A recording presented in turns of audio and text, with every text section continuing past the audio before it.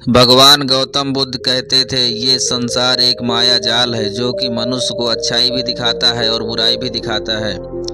कभी सुंदरता दिखाता है तो कभी दुर्बलता दिखाता है। कभी यह संसार मनुष्य को आकर्षित करता है और कभी कभी इतना उलझा देता है कि मनुष्य को खुद के जीवन का ध्यान ही नहीं रहता। इसलिए संसार की माया जाल से बचने के लिए भगवान गौतम बुद्ध कहते हैं, जो पुरुष अपने खुद की इंद्रियों से कभी हारा ही नहीं, वह इस संसार या पूरे ब्रह्मांड के किसी भी चीज़ से कभी हार ही नहीं सकता। वह मनुष्य जहाँ भी हो उसकी विजय निश्चित है। दोस्तों, आपको बता दें कि इंद्रियों का मतलब क्या होता है। कान, नाक, त्वचा, जीभ, हाथ, इन 5 शरीर के भागों को मुख्य इंद्रियां कहा जाता है।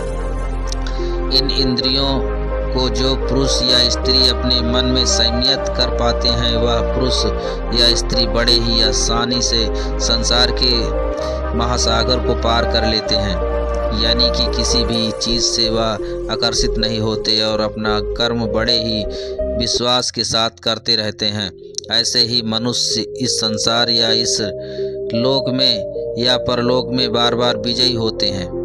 तो चलिए जानते हैं कि हमारे मन को कैसे वश में किया जाए, ताकि हम इस संसार के माया जाल में फिर से न फंसें।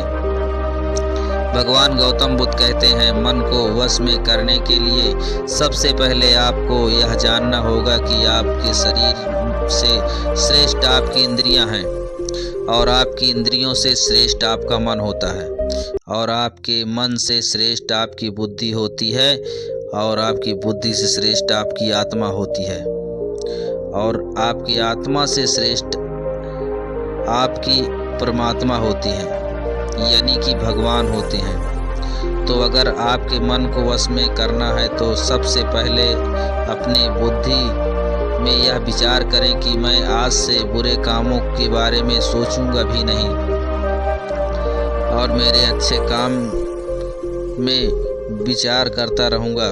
दोस्तों, अगर आप बुरी आदतों के बारे में सोचोगे ही नहीं तो वह आदतें आपकी बुद्धि पर हावी नहीं होगी और आप कभी गलत काम नहीं करोगे। तो सबसे पहले बात यह है कि अपनी बुद्धि में से बुरी आदतों को निकाल दो और अपनी बुद्धि में जो भी आपका काम है उस काम के बारे में विचार डालना शुरू कर दो। फिर आपकी बुद्धि आपके मन को आपके कामों के बारे में संदेश देगी। तब मन सभी इंद्रियों को बस में करके अपने काम के ऊपर लगा देगा। तो इसी तरह से करते करते आपका मन एक दिन अवश्य ही बस में हो जाएगा और जिस व्यक्ति का मन बस में हो जाता है उस व्यक्ति के मन में हमेशा ही भगवान वास करते हैं। तो देखा दोस्तों, मन को वश में करने के लिए सबसे पहले आपको अपनी बुद्धि को अपने काम के बारे में ज्ञान देना होगा और बुद्धि में से बुरी आदतों को बिल्कुल निकालना होगा, यानी कि उनके बारे में सोचना ही छोड़ना होगा। तब जाकर आप अपने मन को बस में अवश्य ही कर पाएंगे। और जब आप अपने मन को वश में कर लेंगे तब आपके लिए सुख दुख, सर्दी गर्मी, मान अपमान एक जैसा होगा और आप इस दुनिया के माया से परे हो जाओगे। आपको कोई भी चीज़ आकर्षित नहीं कर पाएगी, उल्टा आपसे ही लोग आकर्षित होंगे और जैसा भी काम करते हैं लोग भी आपको देखकर वैसा ही काम करेंगे और लोगों को आप एक आकर्षित और बुद्धिमान मनुष्य लगोगे। इसीलिए हमारे भगवान गीता में भगवान कृष्ण ने कहा है कि मन का सारा खेल, मन के हारे हार और मन के जीते जीत। ऐसा ही हमारे भगवान बुद्ध ने कहा है। ना जाने कितने सफल लोगों ने कहा है। भगवान बुद्ध ने कहा है कि जिसने अपने मन को वश में कर लिया उसकी जीत को देवता भी हार में नहीं बदल सकते। अर्थात मन को वश में करने का नाम ही आत्मसंयम है, जिसका अर्थ है अपने आप को वश में करना, अर्थात मन, वचन और कर्म पर अधिकार प्राप्त करना, ताकि शरीर से कोई अशुभ कार्य न होने पाए। जिससे कोई अवश्य अशब्द न निकले और मन कभी अशुभ विचार न उठने पाए। यदि मनुष्य अपनी इंद्रियों का प्रयोग उचित ढंग से करता है तो ही दूसरों का ज्ञान देने का अधिकार है। यदि उसे अपने मन पर अधिकार नहीं है, उचित और अनुचित का ज्ञान नहीं है, वह मनुष्य के पद से गिरकर अन्य योनियों में गिने जाने योग्य हो सकता है कि हम जैसा सोचते हैं वैसा ही बन जाते हैं। वास्तव में यह विचार नहीं तो विचारों का सागर है। हमारी सोच और विचारों का प्रभाव हमारे मन पर गहरा असर छोड़ता है। मनुष्य के मन में विचार ही बार बार उभर कर आते हैं जो मनुष्य को दिशा देने का काम करते हैं। विचार ही मस्तिष्क को गति प्रदान करते हैं और गलत विचार क्रोध की ओर जाने की विवश करते हैं। यह हमारी भूल है कि हम सोचते हैं कि वचनों को कोई शक्ति नहीं है। संसार में जो भी हुआ है, जो भी हो रहा है और जो भी होगा, सब हमारे कर्म प्रभाव हुआ है और जो हो सकता है और जो आगे होगा वह कर्म ही शक्ति से होना है। वह विचारों की शक्ति होती है।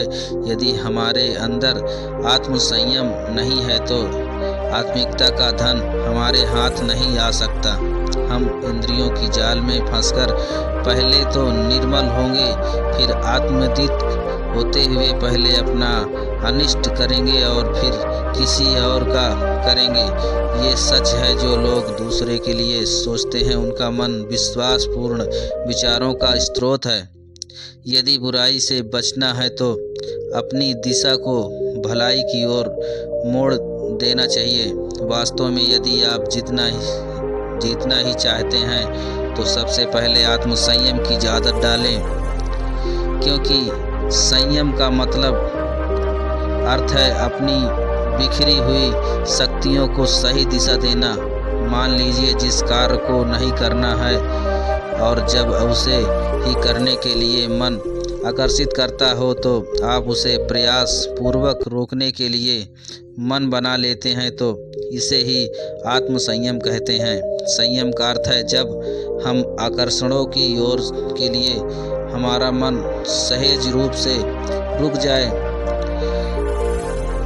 गांधी जी ने कहा था कि अनुशासन और बलिदान के बिना मुक्ति की आशा नहीं की जा सकती। लेकिन यह बात भी सच है कि लोग अक्सर गुस्से में विवेक शून्य होकर तुरंत अपने आत्मसंयम को गुस्से में खो देते हैं। ये सच है कि समय बीतने के साथ लोगों के आत्मसंयम में भारी कमी आई है।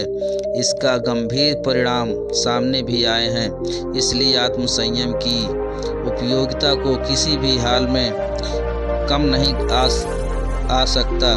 लेकिन यह भी सच है कि शुरुआत में आत्मसंयम का मार्ग थोड़ा कठिन लगता है, अर्थात मन को वश में करने का नाम ही आत्मसंयम है। मनुष्य को मिली हुई शक्तियों की सही दिशा देना संयम कहलाता है। तो दोस्तों, मेरा यह पूरा भरोसा है कि आपको मन को वश में करने का उपाय इस कहानी के माध्यम से पता चल गया होगा और मुझे यह आशा है कि आप अवश्य ही अपने मन को वश में करेंगे और जिंदगी के सभी क्षेत्रों में अवश्य ही सफल होकर अपने परिवार का नाम रोशन करेंगे। और ऐसे ही गौतम बुद्ध की प्रेरणादायक सीख लेने के लिए हमारे चैनल को सब्सक्राइब जरूर करें। धन्यवाद।